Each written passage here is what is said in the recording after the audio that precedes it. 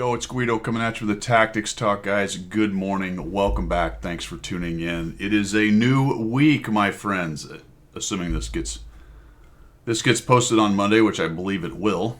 I think so, but I could change my mind. I'm making videos. We'll see what happens, but I hope you have a fantastic week, whatever part of the week this is, and a great day. This video, this particular replay anyway, is the last of its kind, my friends. Sounds rather ominous, but it's not really. Well, I suppose it is in some respects. When I started doing this years ago, one of the main ways that I interacted with you guys was through the forums. It was the first place that I started to post videos. I'd talk about things on the forums. I was quite active. That has trailed off a bit over the last few years, but I still posted semi-regularly. And it was one of the main ways that I told you guys to send me replays. So send me the link to Watt Replays or whatever replay site it is that you're using, and I would grab that link and get the video or get the replay and make a video. So this represents the last of the replays that I received on the forum messaging system in Living Captivity. This is it, the last one, and it was set in by Jeb. Jeb sent me a lot, especially in the last few years. I've received a lot of replays from Jeb, used a considerable number of them, but I thought it was apropos to make this the last one. Jeb being one of the more prolific, what's the word I'm looking for? Presenters or givers or deliverers. None of those words are what I'm looking for, but person who sends me replays. So let's get on with it. The last of its kind. The forum is defunct. You can't send me any more messages on the forum anymore. You can't send me replay links on the forum. You're going to have to go through Discord or through the game or to Guido at 1212gaming.com. You'll find all that stuff down in the description. See how I segued into that for a little self-promotion? This coffee's good this morning. Third cup. It's Saturday, done with the workout, already took the dog for a walk. Let's get into it. We have Jeb in the T78, which frankly is a pretty dang good TD at tier 6. It can do heavy things-ish, it can do TD things, it can do medium things-ish. So it's quite versatile, being a little tank, kind of in between a Hellcat and a Jackson.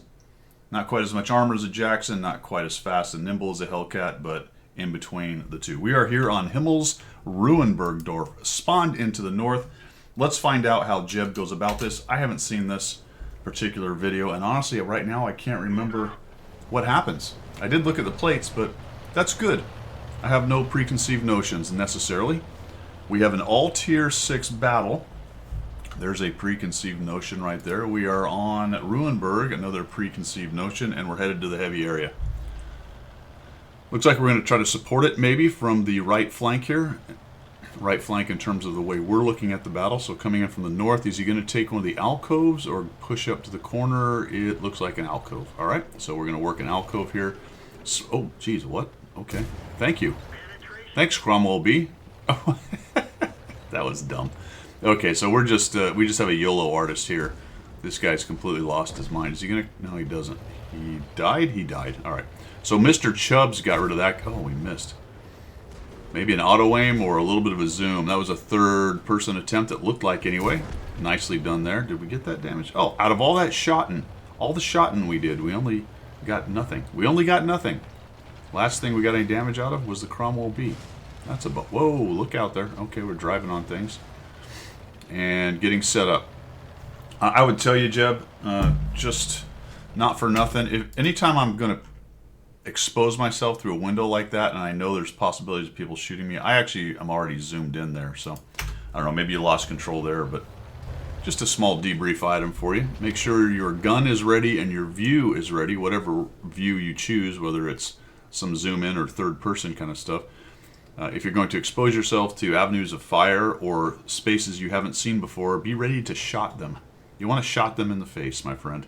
M6 Reckles Destroyer is just sitting there. Yeah, he's got these guys permalit. This is a somewhat unuseful position for the M6, to be honest, especially this early. But there's not a lot of green guys over here, fellas. There's the M6, which appears to be coming around the backside. This is odd. This one's going very strangely. See how the M6 in his platoon down in the south there is just driving through that middle? Interesting. Look, he's getting gang tackled, though. Yeah, see, he's just sort of walking into a buzzsaw. I expect to see him dead any moment. We did kill the Pollack, though. Perhaps it's the Basoto and Sturb and whatnot up there helping him. Jeb's got 476. He's just waiting for a shot. Honestly, what I think you should do now is get on your horse and get that gun forward and start shooting things. I don't think anyone's really going to give you... Maybe the M6 just going to do that. Sure. Okay, there you go. Fantastic. Well done. Dead M6. Now get forward and get some shots. Jeb's making sure the Type 58 knows he's going to help him. Honestly, I think I'd get up onto the platform there. I'd get up on that platform and start supporting these guys. He does have to worry about the two M44s. They can tear up this tank pretty badly. So you want to be cognizant of that. Did somebody just shoot at him right there? That was odd. Wonder if they were just missing the Type 58 and it happened to hit right there. Jeb says negative. Negative. All right, we're on the move. Look forward. Oof. Makes me nervous when you're not looking in the direction you need to be.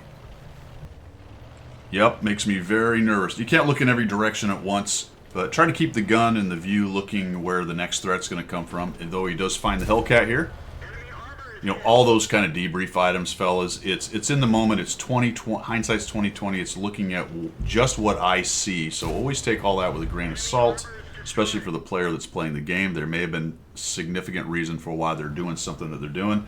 I do it as well, but if you're talking about debriefing to the 100% solution or as close as you can get to it, you want to try to change everything that you're doing or think about everything you did and think about how you could have potentially done it better. And that doesn't mean there's only one thing either. It could be several things that could have been done better at one time. So Jeb's going to sneak up here.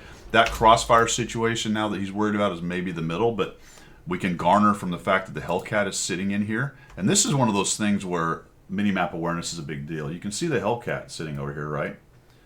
Well, if you're just staring at the screen and not paying attention to your minimap down there, you might go, all right, I don't want to sneak out into this road because I'm worried about somebody shooting me from the left. Well, probably not, right? If we notice the Hellcat's there and he's not taking hits and he's not lit anything. And more than likely, there's nobody on our right because for the same reason, he's got a good line of sight down this road right here. So he stops here, Jeb stops here, starts looking around. Just not for nothing, but I just finished this video.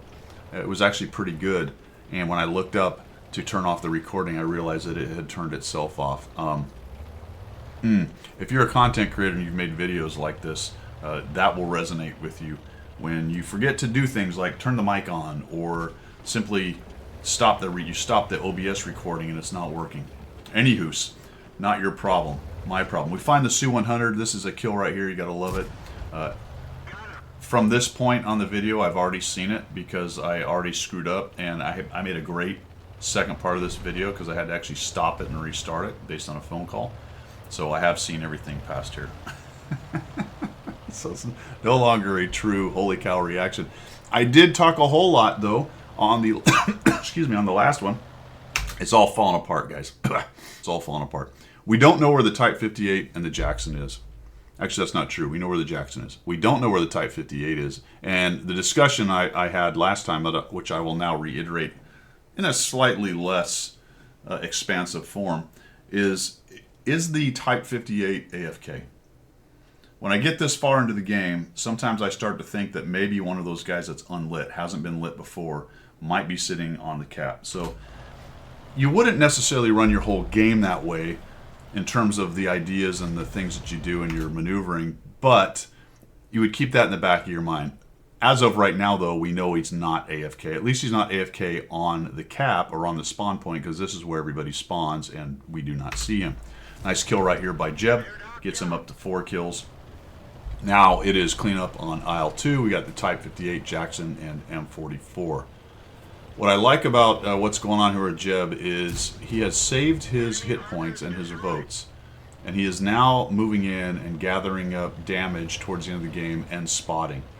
If you spent the whole game being very careful with your hit points, there is a point at which you want to spend said hit points to exchange those potentially for damage, spotting and the corresponding experience that comes with those things. What that means is, instead of hanging out in the back and being a support tank, which is perfectly fine if that's your play style, if you want to start moving from that intermediate or that beginner working towards intermediate and on to great player, you need to look at these games as segments and have an understanding of when it is the segment of let's go forward, get more hit points, more spotting, and the corresponding XP, which means I'm going to have to use W. I can get forward because I've kept hit points like Jeb has. He has hits to give. All right. As a matter of fact, he can be hit by both those guys and still be in the game. That doesn't mean YOLO forward and get annihilated, although we'll talk about when that might be true in just a second here.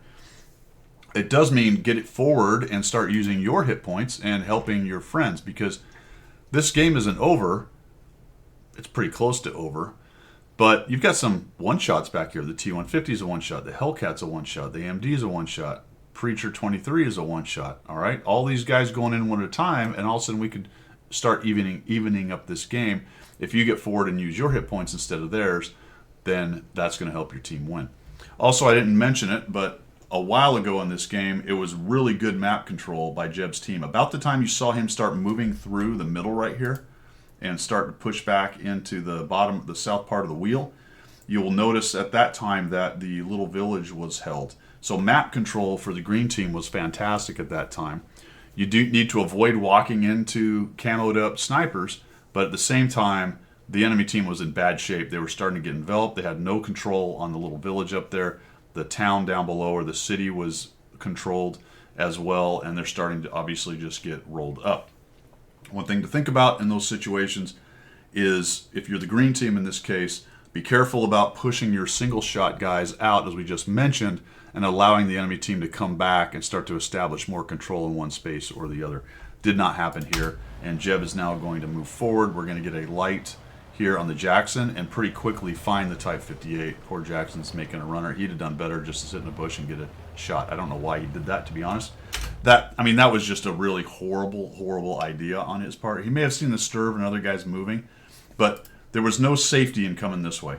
If you looked at the mini-map and had any clue what was going on, there was zero safety trying to move this way. Maybe he was trying to get down into these buildings or something, but honestly, if you find yourself in that situation, now you're just looking to get a shot or two if you can squeeze it out, maybe get a kill, maybe make them miss or hide a little bit and get one more shot out, as many more as you can get, but just driving out in the open was a bad idea. And there's spotting for Jeb. He's got 1,200 now and 429 spotting. Watch what happens here. That guy's AFK, right? So he wasn't AFK on the cap, but he moved up there, whether it was a bot or the guy went AFK after he moved in there or whatever. This appears to be a bot. The tank drove, it went onto the red line, and it sat there. An odd tank potentially to bot in, a Type 58. It's not a premium. There's no extra goodness going on there. It could very well have just DC'd. Who knows? Whatever it was, the player was not playing. But check out Jeb's assist. It just went to 890. I mean, the game was essentially over. There wasn't much else going on. We ended up with 6 kills on that thing, and we gathered up another 500-ish, 400 assists at the very end, just because we were willing to get out of our comfort zone of hanging out in the back and move forward. I'm not saying Jeb's comfort zone, but I'm talking about generally with players who are more conservative. It's often difficult to get them into the mindset, the concept of mid to late game, getting out forward, getting their gun in the game. And it's a hard one to come up with. It's a hard one. It's a hard gear to change when you're used to playing one way quite a bit, to learn that there is a point where you need to get on your horse and get going, and it's going to improve your gameplay, it's going to improve your experience, it's going to improve your damage, your assist, your experience that you get, not just your game experience, but your game experience, whatever. You know what I'm talking about. All right, that is it. Hey, look, my recording button is still going. Excellent. I don't have to do it a third time. Last submitted replay on the forum in Living Captivity, my friends. Thanks to Jeb for all the great replays on the forum. I will still accept them. Guido at 1212gaming.com. That will show up to me so I can get the links for your replays. Please don't send me the replay. Send me the link to one of the replay sites. Occasionally I get them that way. Guys don't know how to do it or whatever, and that's fine, but I'd rather have a link to a site to do it. That way I can download my malware from a Russian site. That's a good idea. Maybe I need to rethink that. I don't know. or on the Discord. There's a battle sharing room on the Discord. You can send it there. If you at me, then I will see it. I do troll through that quite a bit. I pick up replays out of that on the Discord, battle sharing, and chat and other places you guys on the Discord rooms post stuff. So I do grab stuff out of there. I do pay attention to it. In fact, we'll have a couple more this week, I think, from that same place, as my playing has decreased quite a bit. Recently, I don't have a whole lot of my gameplay, but I got a lot of great stuff from you guys. This was a fun all tier 6 battle. Jeb did really nicely with a 6-kill Top Gun, 1,809 damage, 890 assist. Other than some of the early stuff where I thought maybe he wasn't as aggressive as I would have been, but the goodness of it is that he did fine, and he kept all his hit points. And then towards the end, stepped on the gas. So you're talking that 2,600 combined at tier 6 is pretty nice. That's actually a decent game for a tier 8 right there. All right, enough of my babbling. Have a fantastic rest of your day. That's all I've got. Rip the forums on the last replay or the last recording that didn't actually record. I sat in my room talking to myself for about 5 minutes. That's pretty awesome. That's a problem, I think. I think that's actually kind of an issue. So, I discussed a lot about the forum going away. We won't do that, other than say I think it's a bummer. It is. I like the forum. It's where I got my start. It is a much better vehicle for discussion about the game mechanics and things like that. Yes, it goes off the rails. Yes, people go off topic, but Discord is a chaotic, spastic mess when it comes to stuff like that, and it just does not work in terms of the way the forum did for discussion about the game. Whatever you think of the forum and the discussion about the game in the forum, you had to wade through a lot of chaff to get to the wheat, but wading through the chaff to get to the wheat on Discord is an unholy nightmare, and I don't recommend it to anybody. But that's what we've got. Discord is a fantastic program. I use it. I like it for what it does. I think it's a horrible replacement for a forum. That's probably the bottom line here. You guys have a great rest of your day. Appreciate it. Let me know what you think down below of all that. We will see ya.